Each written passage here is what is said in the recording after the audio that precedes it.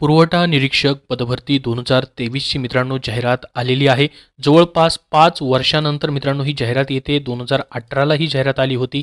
तर मित्रांनो पुन्हा कधी जाहिरात निघेल हे सांगता येत नाही। त्यासाठी तुम्ही जर या ठिकाणी अर्ज नसेल केला तर अर्ज करा मित्रांनो। अतिशय चांगली पॉवरफुल पोस्ट आहे। पुरवठा निरीक्षक सप्लाय इन्स्पेक्टरची पोस्ट आहे मित्रांनो। पूर्ण तालुक्यांवरती किंवा जिल्ह्यावरती तुमचं नियंत्रण असतं।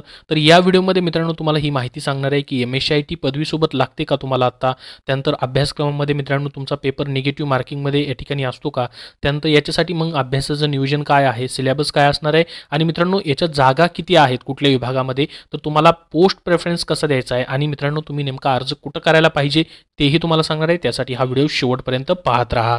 मित्रांनो अड्डा 24/7 तुमच्यासाठी एक विशेष बॅच आणलेली आहे। सध्याची मित्रांनो पुरवठा निरीक्षक पदभरती जी होत आहे त्याच्यासाठी मित्रांनो तुमची ही परीक्षा IBPS ही कंपनी घेणार आहे।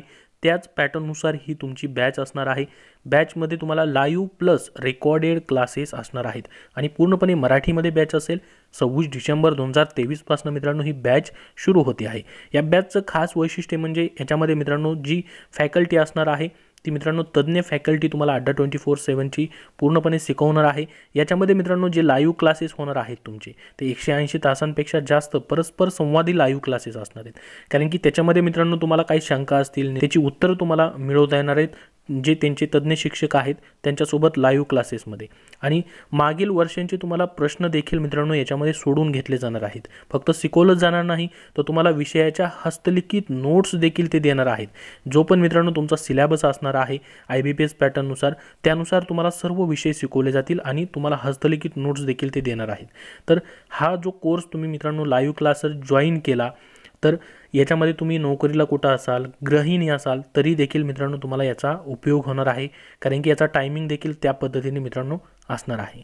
रेकॉर्डेड केलेले तुमचे हे जे क्लासेस आहेत ते तुम्ही 24/7 मित्रांनो क्लास झाल्यानंतर कधीही तुम्ही ते ठिकाणी पाहू शकता, ते तुम्हाला कधीही उपलब्ध असणार आहेत। तर मित्रांनो अड्डा 24/7 ची ही पुरवठा निरीक्षक पदभरतीची जी बॅच आहे तुम्ही आपल्या चॅनलमार्फत जॉईन केली तर अजून याच्यामध्ये तुम्हाला डिस्काउंट देखील भेटणार आहे। तर पूर्ण विषय जे असतील मित्रांनो मराठी असेल, इंग्रजी असेल, सामान्य ज्ञान, गणित, बुद्धिमत्ता हे सर्व विषय तुम्हाला शिकवले जाणार आहेत या लाईव्ह बॅचमध्ये। हे पुरवठा निरीक्षक होण्यासाठी तुम्हाला जेवढं काही मित्रांनो लागणार आहे ते सर्व या बॅचमधून तुम्हाला भेटणार आहे। तर खूप महत्त्वाची अशी बॅच आहे। याची लिंक तुम्हाला या ॲप्लिकेशनची डिस्क्रिप्शन बॉक्समध्ये देतोय। मोर ऑफर्सवरती क्लिक करा। इथं आल्यानंतर पहा आपल्या चॅनलचा कोड जो आहे JOBG हा तुम्हाला टाकायचा आहे आणि अप्लाय करायचं आहे। तुम्हाला डायरेक्टली मित्रांनो 17% ऑफ याच्यामध्ये भेटणार आहे। जी किंमत आहे पाहू शकता या ठिकाणी कमी झालेली आहे आणि इथं बाय नाव वरती क्लिक करून तुम्ही ही बॅच जॉईन करू शकता। तर बघा सर्वात अगोदर आपण MSIT बद्दल या ठिकाणी पाहूयात। तर मित्रांनो तुम्हाला MSIT सध्या लागणार नाही, फॉर्म भरताना तुम्हाला त्याची गरज नाहीये। तुमची निवड झाल्यानंतर मित्रांनो शासकीय नियमानुसार तुम्हाला टाइम दिला जातो त्यानंतर। तर याच्यामध्ये फक्त तुमची पदवी पाहिजे, आर्ट्स असेल, सायन्स असेल, कॉमर्स असेल किंवा इतर कशातूनही पदवी तुमची झालेली आहे जी की महाराष्ट्र शासनाने पदवी समतुल्य म्हणून मान्य केलेली अर्थ आहे पदवी, तर तुम्ही त्यासाठी अप्लाय करू शकता। तर आता मित्रांनो महत्त्वाचं आहे मग तुम्ही नेमका अर्ज कुठं करायला पाहिजे। तुमचं MSIT आणि एज्युकेशन क्लिअर झालं तर बघा मित्रांनो सर्वात अगोदर पोस्ट प्रेफरन्स तुम्हाला द्यायचा आहे। तुम्ही ज्या ठिकाणी मित्रांनो अर्ज भराल, ज्या ठिकाणी तुम्ही समजा पुण्याला प्रेफरन्स दिला तर पुण्यामध्ये 82 जागा आहेत, सर्वात जास्त जागा इथं आहेत।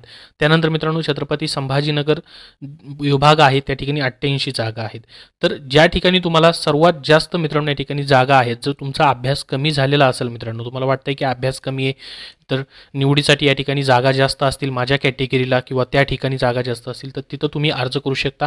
ज्यांचा अभ्यास चांगला आहे मित्रांनो, तलाठीचा त्यांनी जास्त अभ्यास केलेला आहे, काही मार्क्सवरनं फक्त पोस्ट राहते तलाठीची, तर अशा विद्यार्थ्यांना कमी जागा ज्या ठिकाणी असतील जिथं कमी जागा आहे तिथंही तुम्ही जरी अर्ज केला तरीही चालतं मित्रांनो।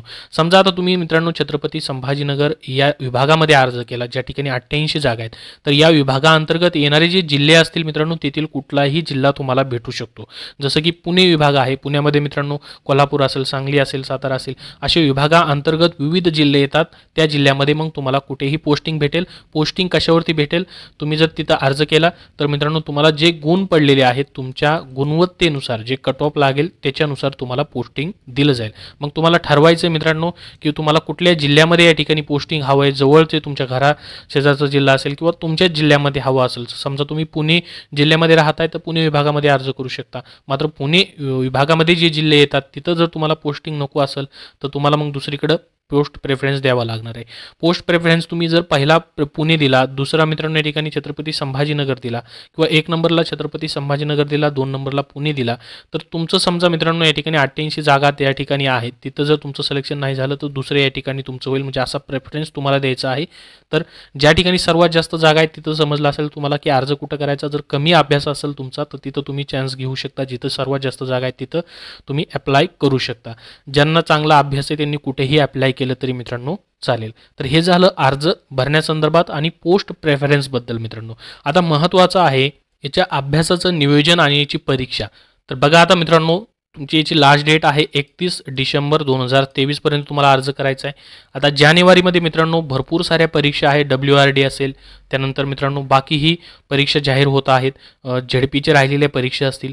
तर तुम्हाला जानेवारी महिना असेल किंवा मित्रांनो त्याच्यानंतर फेब्रुवारी महिना असेल 2024 मध्ये मित्रांनो याच्या कधीही परीक्षा तुमच्या होऊ शकतात. तर त्याच्यामुळे तुमच्याकडे मित्रांनो एखादा महिना अभ्यासासाठी या ठिकाणी या पदांसाठी असणार आहे. ज्यांनी तलाठी पदभरतीचा चांगला अभ्यास केलेला आहे तसाच सिलेबस सेम सिलेबस आहे मित्रांनो. मग आता याचं एक्झाम पॅटर्न काय आहे, निगेटिव्ह मार्किंग आहे का, कसा कुठल्या टॉपिकचा तुम्हाला अभ्यास करायचा आहे त्याची माहिती आपण सर्वात अगोदर आता पाहूयात. तर सर्वात अगोदर पहा, याच्यामध्ये निगेटिव्ह मार्किंग मित्रांनो नाही आहे, त्यांनी कुठेही उल्लेख केलेला नाही. तलाठी पदासाठी देखील निगेटिव्ह मार्किंग नव्हती मित्रांनो. सेम सिलेबस तलाठीप्रमाणेच या ठिकाणी असणार आहे. कंपनी तुमची असेल IBPS. आता IBPS पॅटर्ननुसार तुमची एक्झाम होत आहे मित्रांनो, ज्याच्यामध्ये पहा मराठी, इंग्रजी, सामान्य ज्ञान आणि बौद्धिक चाचणी कॉमन टॉपिक्स 4च टॉपिक्सवरती तुमची परीक्षा आहे. लिपिकसाठी आणि मित्रांनो या ठिकाणी पुरवठा निरीक्षकसाठी दोघांसाठी सेम परीक्षा तुमची या ठिकाणी होत आहे. परीक्षा पॅटर्न जर आपण मित्रांनो पाहिला, MCQ टाईप क्वेश्चन्स तुम्हाला असणार आहेत. निगेटिव्ह मार्किंग तर नाही आहे, त्यामुळे तुम्ही 100चे 100 प्रश्न या ठिकाणी मित्रांनो अटेंड करायचे आहेत. एक प्रश्न 2 मार्काला असणार आहे. 200 गुणाचा पेपर 2 तासासाठी तुम्हाला दिला जाईल. प्रत्येक जो विभाग आहे, टॉपिक्स जो आहे त्याच्यामध्ये प्रत्येक विभागाला 25-25 प्रश्न अशी विभागणी आहे. 25 प्रश्न 50 गुण. ठीक आहे. तर याच्यामध्ये मित्रांनो डिटेलमध्ये मग काय सिलेबस असणार आहे त्याचीही माहिती आपण पाहूयात. ऑलरेडी त्यांनी मित्रांनो सर्व सिलेबस याच्यामध्ये दिलेला आहे. तर कमीत कमी तुम्हाला मित्रांनो 45% गुण याच्यामध्ये घ्यायचे आहेत. त्या दृष्टीने तुमचा अभ्यास चालू राहू द्या. कारण की तुम्हाला जर तुमचं निवड यादीमध्ये नाव असायला पाहिजे तर 45% पेक्षा जास्तच तुम्हाला काय पाहिजेत, मार्क्स पाहिजे. ज्यांना जास्तीत जास्त मार्क्स असतील 45% पेक्षा त्यांचंच नाव या ठिकाणी कट ऑफमध्ये येणार आहे.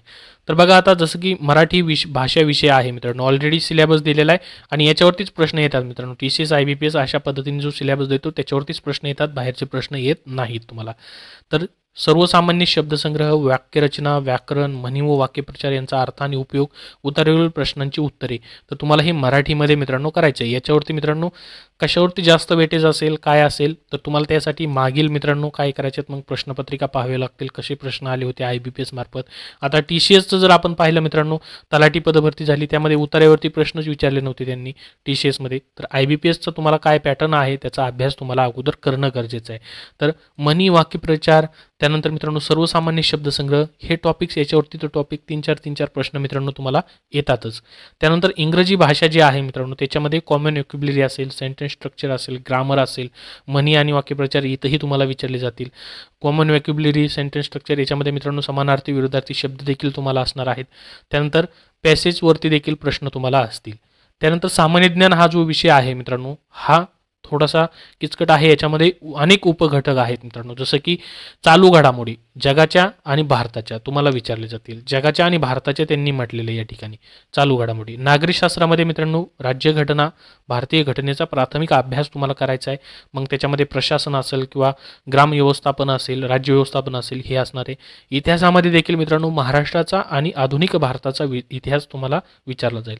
भूगोलामध्ये महाराष्ट्राच्या भूगोलाच्या विशेष अभ्यासासह पूर्ण भारताचा, त्यानंतर जगातील विभाग, हवामान, पृथ्वी, अक्षांश, रेखांश, महाराष्ट्रातील जमिनीचे प्रकार, पर्जन्यमान, प्रमुख पिके, शहरे, नद्या, त्यानंतर उद्योगधंदे याच्यावरती प्रश्न तुम्हाला असतील. तर याच्यामध्ये मित्रांनो लोकसंख्यावरती देखील तुम्हाला अभ्यास करणं गरजेचं आहे. भूगोलामधील लोकसंख्या हा टॉपिक देखील तुमच्या लक्षात राहू द्या, त्याच्यावरतीही प्रश्न येतात. या ठिकाणी दिलेलं आहे पहा, अर्थव्यवस्थामध्ये लोकसंख्या, दारिद्र्य, बेरोजगारी, राष्ट्रीय उत्पन्न, शेती. आता मित्रांनो याच्यावरती कुठल्या टॉपिक्सवरती, उपघटकावरती किती प्रश्न विचारणार त्याचं दिलेलं नाही, परंतु कशावरतीही प्रश्न येऊ शकतो मित्रांनो. सामान्य विज्ञानावरती देखील तुम्हाला प्रश्न असू शकतात, ज्यामध्ये झुलॉजी असेल, हायजीन असेल, बॉटनी, केमिस्ट्री, फिजिक्स याच्यावरतीही प्रश्न असतील किंवा पर्यावरण देखील असू असू शकतं मित्रांनो, याच्या संबंधी प्रश्न तशा पद्धतीचे. त्यानंतर बुद्धिमत्ता चाचणी व अंकगणित याच्यावरतीही मित्रांनो तुम्हाला बुद्धिमत्ता चाचणीमध्ये मित्रांनो उमेदवार किती लवकर आणि अचूकपणे विचार करू शकतो हे आजमावण्यासाठी प्रश्न असतात. जसं की मित्रांनो नातेसंबंध असेल वगैरे अशा पद्धतीचे विविध बुद्धिमत्तेमधील सर्व प्रश्न तुम्हाला विचारले जातात. त्यासाठी तुम्हाला मागच्या प्रश्नपत्रिका पाहायच्यात, कसे प्रश्न विचारले गेलेले आहेत, कुठल्या टॉपिक्सवरती, त्याची आयडिया तुम्हाला या ठिकाणी येऊन जाणार आहे. त्याच्यानंतर मित्रांनो अंकगणितामध्ये मित्रांनो बेरीज, वजाबाकी, गुणाकार, भागाकार या संदर्भातील प्रश्न तुम्हाला असतील. तर हे झालं मित्रांनो तुमचं परीक्षेची नियोजनासंदर्भातील सर्व माहिती, अभ्यासक्रम, एक्झाम पॅटर्नबद्दल. अजून यापेक्षा तुमचे काय प्रश्न असतील तर कमेंट बॉक्समध्ये नक्की विचारा. ह्या व्हिडिओला नक्की लाईक करा व शेअर करा आणि चॅनलला सबस्क्राईब करून ठेवा. धन्यवाद.